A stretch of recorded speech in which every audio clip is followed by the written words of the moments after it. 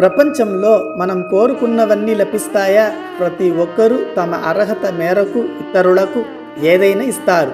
కానీ మనలాంటి వారి పట్ల దయా కారణముగా తిరుజ్ఞాన సంబంధరు ఆయన వివాహములో వచ్చిన జ్యోతిలో తను మాత్రమే వెళ్ళకుండా ఇతరులు యొక్క అర్హతలు చూడకుండా ఎవరికి అంతా భగవంతుడి యొక్క పాదచరణాలు చేరుకోవాలని ఉన్నదో వారందరినీ ఆ జ్యోతిలోకి పంపించి చివరికి తాను ఆ జ్యోతిలోకి ప్రవేశించారని పెరి పురాణం చెప్తోంది.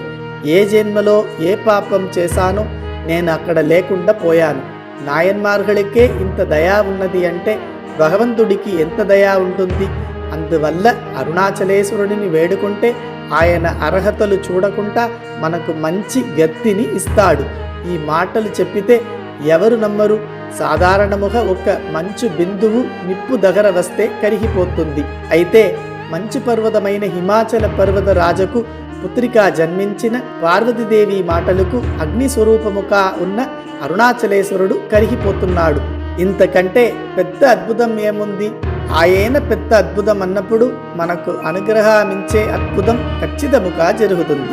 வினை அரும் புகழிக்கு இறைமணற்பந்தல் விருந்தினுக்கு உதவிலேன் முந்திற்று உனை இறந்திடுவான் வந்தனன் பதம் நீ உதவி என் துயர் ஒழித்தருளாய் இனிய பைந்தமிழின் புதிய மால் வரைமேல் இசைக்குறுகாது இமமலையின் தனையின் தீஞ்சொற்கு உருகுறும் சோணசைலனே கைலை நாயகனே.